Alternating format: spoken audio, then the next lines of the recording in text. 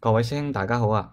今日我哋嚟講一講呢一個交流接觸器呢一樣嘢咧，其實你一做控制線路啊、控制系統嘅時候，基本上面都會見到佢噶啦。尤其是之後講到嘅九線制呢一樣嘢，就一定要識啦。咁交流接觸器咧，好多老一輩嘅師傅或者好多坊間嘅師傅都會講啦。呢一隻叫做索掣。咁點解會做一隻索掣咧？好簡單，咁其實咧就係一俾電佢就索，一俾電佢就索，收翻冇電就彈翻轉頭。所以你可以當佢係一個開關，但係佢又唔係一個普通嘅開關，佢係用嚟控制一啲比較大電流嘅一啲咁嘅負載。咁我哋先睇下佢由幾多個部分去組成。嗱，呢個索掣咧，其實就由呢個主接觸點、輔助接觸點同埋呢個線圈去組成嘅啫。咁我哋一樣一樣嚟啊！我哋先講咗呢個主接觸點。嗱，我哋先望一望呢隻索掣，上邊見到啦 L1、L2、L3，下邊就係 T1、T2、T3。呢三組咧就係佢嘅主接點。主接點就係一個好重要嘅一樣嘢喎，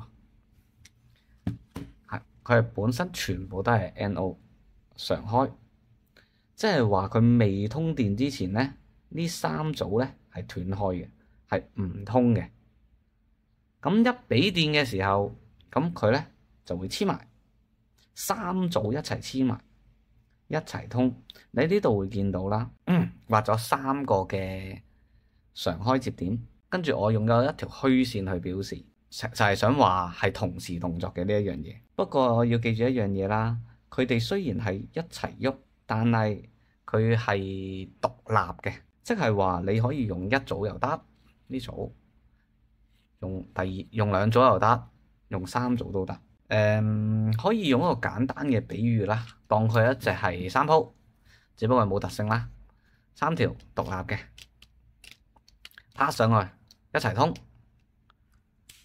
打落嚟就係冇電嘅情況，咁就唔通，全部 NO， 咁就好簡單啦，就係咁啦。主觸點咁係有咩用嘅咧？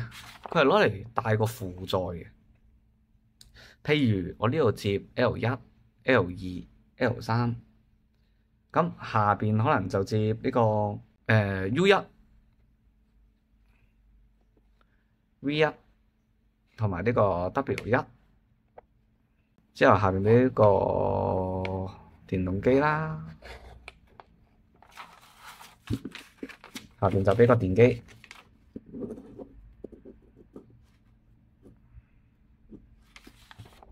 當隻索掣一索埋呢度閉合嘅時候，咁 L1、L2、L3咧就俾電下邊，就可以俾到個摩打，咁摩打就開始就轉，就係咁。咁主觸點係帶負載，咁有一樣嘢就一定要留意嘅，就係佢嘅壓定電流。唔同嘅摩打啦，有唔同嘅要嘅電流都唔同啦。咁啊，有啲啊多啲，有啲啊少啲。所以揀索掣嘅時候，一定要睇翻佢個主觸點可以頂到幾多 M。咁例如我手上呢一隻咁啊，型號係 LC1D32。咁個32咧就係話三個嘅主觸點入邊可以承受到32M 嘅電流。跟住我哋就講呢個輔助接點，咁你就會喺呢個索掣上面睇到啦，NO、NO、NC、NC。呢啲 NO、NC 咧，全部都係輔助接點。咁輔助接點其實就得兩隻嘅啫，嚇，一個就係 NO，一個就係 NC。咁點樣分咧？咁其實就好簡單嘅啫。記住未俾動作，即係未俾電嗰陣時咧，NO 就係斷開唔通，一俾電 NO 就會轉 NC，就會變閉合。NC 就係未俾電嘅時候通啦。俾電嘅時候就唔通。嗱，再睇翻呢個索掣，隔離有啲數字嘅。咁13、14咧就係 NO 接點，21、22咧就係 NC 接點。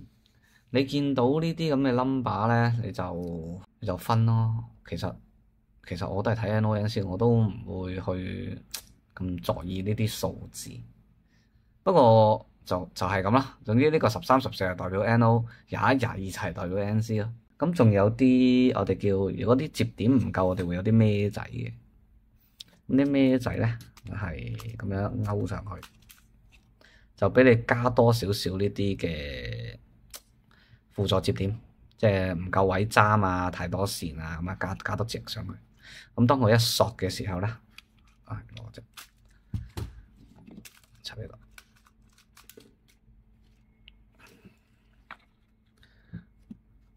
當一俾電嘅時候，連埋上面嗰隻一齊索，一齊變嘅。咁輔助接點咧就係攞嚟做呢個控制回路嘅，即係我哋成日講嘅指示燈啊、自鎖啊、互鎖啊嗰啲，全部都係靠佢。一般嚟講咧，輔助接點嘅電流咧就唔係好大嘅，通常用10A 嘅 fuse 到啦，咁就俾佢嘅啫。但係我哋記住唔好攞呢個接點去接呢個負載咯，更加唔可以俾呢個接點攞嚟做呢個電動機啦。原因係因為你嗰啲我哋叫 control 線啦、控制線路啦，用啲好幼嘅線。我哋舉一個好簡單嘅例子啦，咁我哋當我哋要接指示單咁樣，呢一度當我接指示單啦，咁呢一度可能俾條 L 佢，俾個火佢，咁下邊呢度就俾個燈佢，跟住咧呢邊咧就勾翻條 N，咁嘅時候咧，當呢隻索掣咧一索埋一俾電嘅時候，呢陣燈仔就會着啦。咁可能叫做運行燈啦，叫做運行燈啊，咁樣去做啦。運行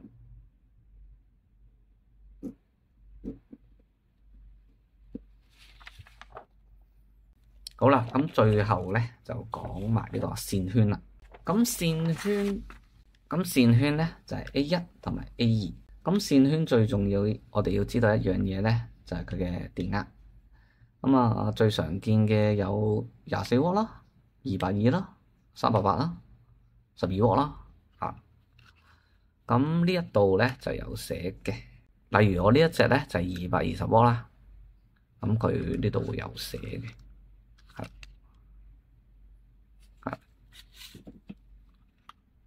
咁我呢一隻線圈就220W啦。咁我 A1 就俾條火佢，A2就俾條青佢，俾到220佢啦。咁呢個線圈就產生一個磁場，索掣就會黐埋，咁主觸點就會導通，輔助觸點一樣會變 NO 就導通啦，NC 就會斷開啦。咁喺冇電嘅時候咧，入邊嘅彈簧咧就會頂翻上嚟，令到個索掣復位。咁主觸點咧就會斷開，輔助觸點一樣啦，就還原翻 NO 同埋 NC 啦。最重要一樣嘢咧就係線圈係線圈，主觸點係主觸點，兩邊咧就唔會有任何嘅關係嘅，即係好似話我當我係呢隻手係線圈，佢呢度係呢個主觸點，我俾電之後攞手推啦，同呢個主觸點係冇任何關係㗎。呢個動作只不過係俾電嘅一個動作。如果我同佢有關係嘅，我已經俾佢電到㗎啦。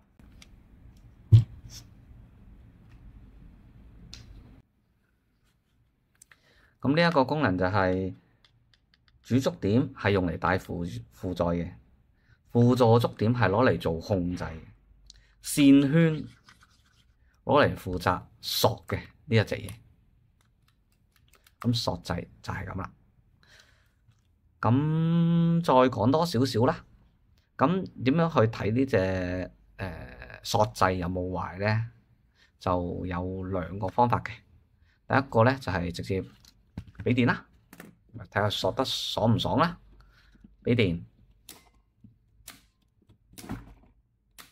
咁第二個方法咧就係讀佢個 coil，讀佢個線圈啱數，有啱數咧就代表佢正常，冇啱數咧就代表佢壞咗啦。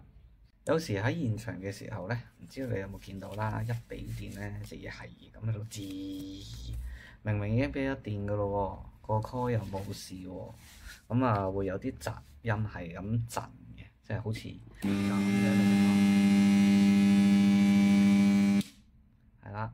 咁究竟係咩原因咧？一般嚟講啦，正常嘅索掣啦，索埋之後應該係冇聲，但係如果你聽到啲吱聲咧，好多時候咧就唔係嗰個線圈壞咗，係裏邊嗰個磁芯接觸得唔好。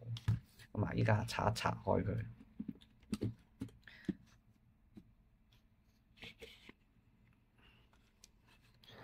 俾大家睇下先。拆開佢啦，叫一叫佢，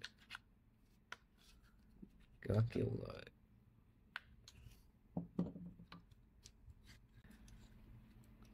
拆開咗之後啦，你會見到有幾樣嘢，一個啦就係彈弓啦，呢一條咧就叫做復位彈弓。第二嚿啦，呢嚿白色嗰嚿嘢，白色嗰嚿嘢，呢一個咧就係我哋嗰個線圈，線圈。咁再落去下邊咧有一嚿磁芯嚟嘅。呢一嚿咧就係正磁芯，正磁芯。呢一嚿識喐嘅咧就叫做動磁芯。咁索掣本身咧就唔係密封嘅，所以每次索啊都可能有啲有啲污糟嘢黐咗喺上邊啦。咁時間耐咗啦，咁嗰啲污糟嘢咪黐埋咯。咁變相嚟講，呢兩嚿嘢黐唔埋嘅時候，就會發出啲吱咁嘅聲噶啦。咁如果你話整翻好啦，依家嗱，我依家抹翻乾淨佢，再裝翻佢。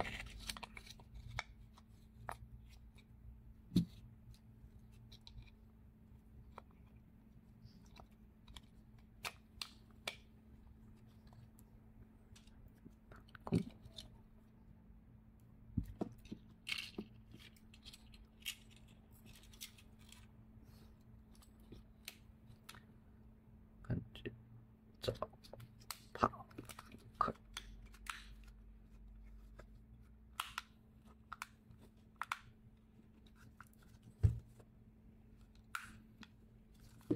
好啦，